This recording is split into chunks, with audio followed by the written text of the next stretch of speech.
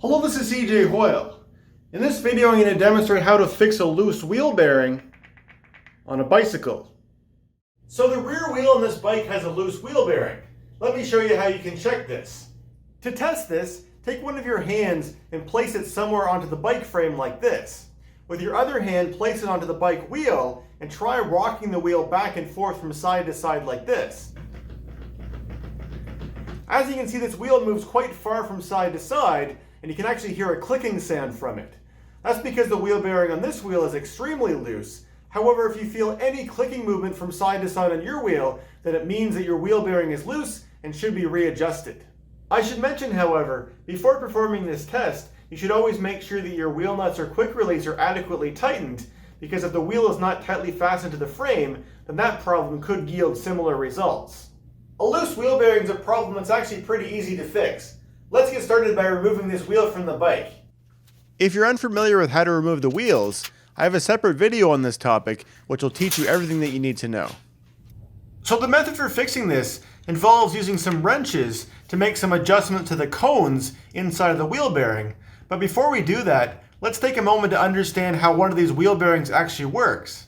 This part of the wheel is called the hub, and here I have an example of a hub which has everything else removed from it.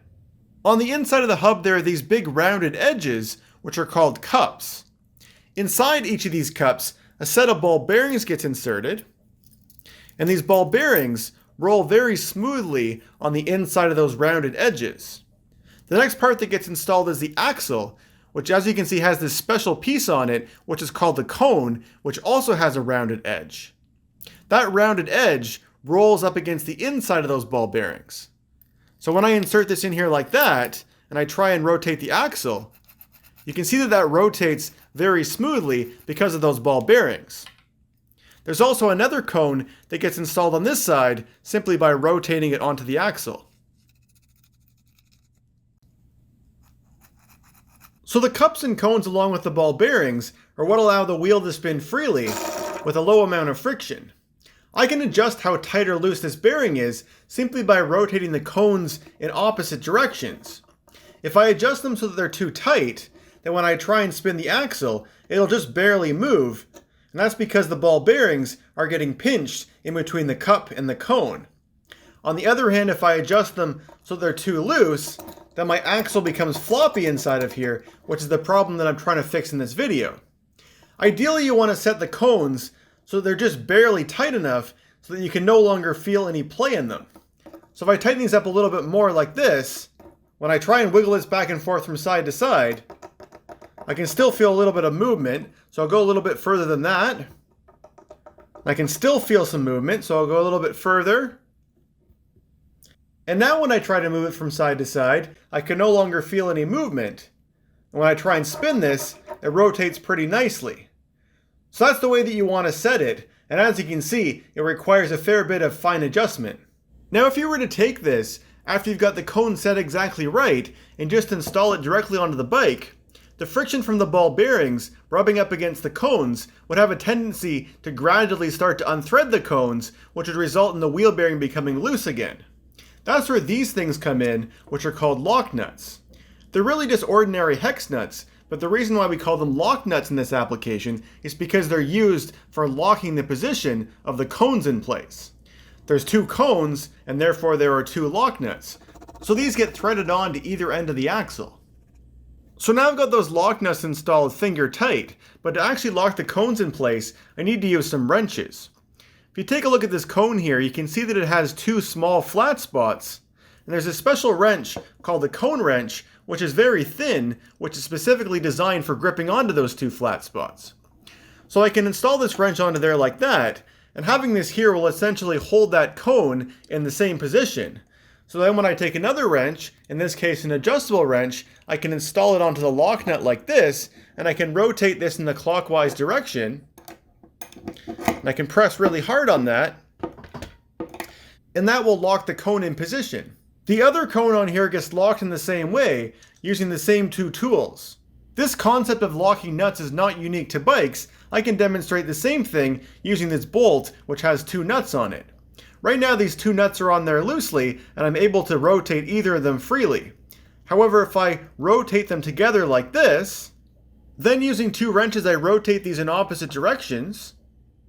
So now those 2 nuts are locked onto this bolt, which means that if I try and rotate them, they don't want to move in the way that they did before, and if I try and rotate them in opposite directions with just my fingers, I'm not able to unlock them. I would need to use the 2 wrenches to do that. Please be aware that for this demonstration, I've assembled this bearing without adding any grease to it, which is something that I'd never do on a wheel that I'm actually going to install onto a bike. I have a separate video where I've demonstrated how to fully disassemble one of these, including cleaning out all the old grease, inspecting all the parts, and reassembling everything with new grease.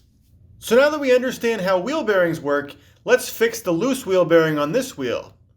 If we look at this side of the axle, this part that we can see here is the cone, and this part here is the lock nut. The only difference between this and the example that I showed earlier is that in between these 2 parts, there's this thing, which is a spacer, which looks something like this. Otherwise, the cone and lock nut behave in exactly the same way. There's a chance that the wheel on your bike might have one of these quick releases, but all the concepts are still exactly the same. This part here is the cone, this part here is the lock nut, and in between them, there's a large spacer and a small spacer. So on this wheel that I'm working on, both the cone and lock nut are both easily accessible on this side of the wheel. However, if I flip this over to the side which have the sprockets on it, this part that you can see right there, that's the lock nut, and the cone is actually buried way down inside of that hole. This is the case with most rear wheels, but not necessarily all of them. On the other hand, if you're working on the wheel bearing on a front wheel, the cone and lock nut are accessible on both sides because there are no sprockets. If I need to get access to the cone which is located inside of there, I can remove these rear sprockets, which is a topic that I have a whole other video about. However, in many cases, it's possible to fix a loose wheel bearing simply by making adjustments to the cone that's located on this side that I have easier access to. So I'll place my cone wrench onto this cone here, and then I'll take my adjustable wrench and I'll fasten it onto this lock nut. I'll then rotate the lock nut in the counterclockwise direction, which will unlock this cone. Now I could actually feel that that lock nut, in this case, was not very tight, which tells me that this cone was not locked very securely, and there's a good chance that the reason that this wheel bearing went loose was because this cone was not locked tight enough. On the other hand, if I had found that this lock nut seemed to be quite tight, then there's a possibility that the cone on the other side was not locked tightly enough. If you have access to this other cone, this is definitely something that you want to check and re-tighten before proceeding. It's also possible, however, that you'll discover that the lock nuts on both sides seem to be pretty tight, and the reason why your wheel bearing is loose is perhaps because the cones were not adjusted properly by the last person who worked on your wheel. So now to continue with fixing this loose wheel bearing, I'm going to take off this wheel nut here so we can see things a little bit better. To remove the extra movement from this wheel bearing, I'm going to tighten this cone here. And the way that I'm going to do that is by taking one of my hands and gripping onto the lock nut over here on this side. And essentially that will keep this axle stationary so that when I rotate this cone here, only the cone is going to move. So I'll take my cone wrench and I'll install it on there like that, and I'll rotate this in the clockwise direction. And that will move this cone closer towards those ball bearings. Now eventually I'll reach a point where the cone wrench doesn't want to go any further, and that's because this cone has been adjusted all the way in. With it set like that, if you try and rotate this, you can see that it barely wants to rotate. And that's because those ball bearings are getting pinched inside of there, like I showed in my earlier example. So I want to loosen this off a little bit from where it is right now, so I'll rotate this a little bit back in the other direction like that, then I'll try rotating again, and as you can see it now rotates a lot more smoothly. However, if I try and rock it back from side to side like this, you can hear that there's a very small amount of play in there, so essentially I've loosened it off just a little bit too far, so I want to tighten it up just a bit more. So I'll place this on here like this and rotate just slightly like that. Try it again, check for play. Okay, I don't feel any play, and this still rotates very nicely. So I've got it set the way that I want it. Now I can lock this cone in place. So I'll take my cone wrench and I'll install it on there like that. Now with my other hand, I'll take my adjustable wrench and I will fasten it onto this lock nut here. And then I'll press down on it and I'll lock this cone in place. Alright, so that cone is now locked.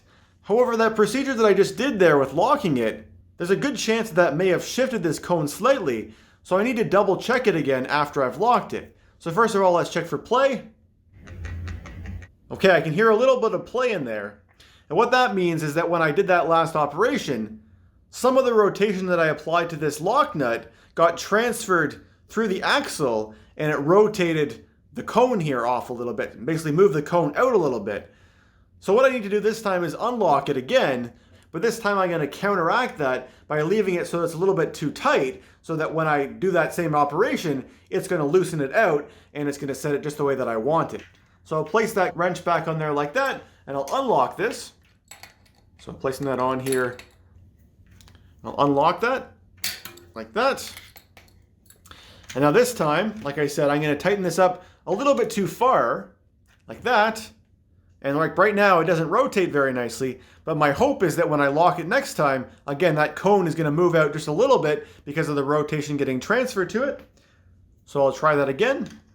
And as you can see, this is kind of an iterative process. It often takes a couple of tries to get it exactly right because you're never exactly sure how this lock nut will affect that. Sometimes it makes the cone come out a little bit. Sometimes what happens is the rotation of the lock nut against the spacer gets transferred to the cone and it rotates in the other way and it becomes tighter. So you're never necessarily sure, what part's going to rotate when you lock it. So it takes a couple of tries to get it set exactly right. So we'll try this again. Locking that in place. First of all, I'll check for play. Okay, I don't feel any. Now I'll check for rotation. Okay, that's too tight this time. So I've gone a little bit too far. So basically I got to find somewhere in between those two. So I don't want it to be too tight. I want it to be a little bit looser next time. So I'll unlock this again, like that. And now this time I'm gonna loosen this off just a little bit, like that. All right, I'll set it somewhere around that. Let's check this again. Okay, no play. Okay, it's still probably pretty tight. I'll probably loosen it off just a little bit from there, like that. Try that again. Okay, it rotates kind of, but not obviously as well as I want it to rotate. So hopefully, like I said before, when I tighten this on, it will move that out a little bit and it should be set exactly how I want it. So place that on there like that. I'll place my adjustable wrench on the lock nut and lock that in place. All right, first I'll check for play. I don't feel any. And it rotates really nicely. So I've got it set the way that I want it, but as you can see, it took me a few tries to get there. Now, if you're adjusting the wheel bearings on a wheel which uses a quick release, there's something important to be aware of. When the quick release is used to fasten the wheel onto the bike, it compresses the axle slightly, which causes the cones to move a tiny bit closer together, which therefore makes your wheel bearing a little bit tighter than the way that you adjusted it to be. This means that when you're adjusting the cones on a wheel which has a quick release, unlike the example that I just showed, you want to adjust the bearing so there's a tiny amount of play in it, so that when you install the wheel back on the bike, the compression from the quick release will counteract that play. So now that I've got this wheel bearing correctly adjusted, I can reinstall this wheel back onto the bike. So now if I repeat my earlier test, I can no longer feel any side-to-side clicking movement, so I can confirm that my repair is successful. A commonly asked question is whether you need one of these cone wrenches to repair a wheel bearing like I've shown in this video. This will vary from one wheel to another, so before you invest in a cone wrench, I recommend trying wrenches that you already have to see if they're able to grip onto the two flat spots on your cone. In this example, I'm not able to use my adjustable wrench because it's too wide to fit in those narrow notches. For the sake of comparison, the cone wrench has no difficulty fitting inside of there. Cone wrenches are sold in a variety of different sizes, but in my experience the most common size is 15 millimeters.